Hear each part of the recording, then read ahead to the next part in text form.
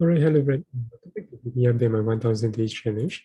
This is day 572. So let's get things started. All right, so to actually went back to experimental trade setup, I never lost on the other four setup. So around 40-ish loss, according in addition to trading fees. So that's actually another one of my issue itself. I went back into trade itself, although it do meet into my criteria for both the bearish setup, but bearing in mind that there was actually bullish divergence on the longer time frame on the 4 hour and even slightly on the daily time frame itself. So that was not ideal setup. So bear in mind there's something to always take note of whenever you're doing subjective trade. So do try to be as objective as possible. So I'm also trying to review the methodology that I go about on a daily basis. Then I'll be getting right back into it tomorrow or maybe a couple of days later as well. So let's see how things goes. Otherwise, if you look in terms of a market structure itself on the US market, definitely I do see opportunities to buy, but definitely do keep in terms of some cash position as well, simply because I do see good opportunity potentially coming in if there's actually panic selling in the coming weeks or even months ahead, especially with the news escalating in terms of the tension between Russia, Ukraine, and the US, and even for China's side of things for the tech stocks, and even for the non-tech stock, it could be slightly affected in that sense. So let's see how things goes, especially the new Omicron wave. And in addition to that, there's also the very much potential of a Omicron variant wave itself that could eventually take place as well.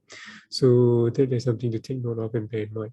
So yeah, otherwise, that is overall neutral to bearish for Nasdaq and US and China market in general. And then for Bitcoin wise, oddly enough, it's actually a little bit more bullish, but still leaning towards bearish side of things. But I don't see any short setup just yet. So overall, the daily chart is still technically still bearish. Although we did form somewhat like a bullish green candlestick over here, but the volume wise is decent but not so good. But we actually did continue towards the upside, which is a good thing. But the momentum isn't exactly carried on, which could mean there's more like a dead cat bounce, and we could face some sort of resistance and further sell off as well. So that's something to bear in mind.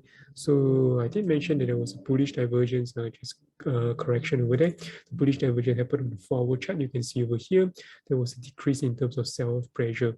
So generally, even though it's a little bit bearish over here, it wasn't a very nice ideal situation set up with only half of my position. So right now, I would say potentially it's a little bit more bearish, but to see on the shorter time frame is more suitable for another short setup.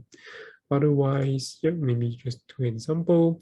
So the 1 hour chart potentially, yes, we do see some resistance over here. So with some bearish market structure breaking below this 20 exponential moving average, I could potentially entering the short. But the reason why I don't mention these kind of trades on the daily video itself is simply like what I mentioned. If I update this on a 1 hour basis, it wouldn't make sense because by the time you do see this video, you will be long inapplicable because the 1 hour time frame is already over in that sense. So in other case, so I just try to stick to 4 hour and higher time frame in this particular daily analysis in this perspective. Otherwise, that's more or less about it. If you guys have any questions, feel free to drop by your comments below, or I'll see you guys tomorrow. Take care. Bye-bye.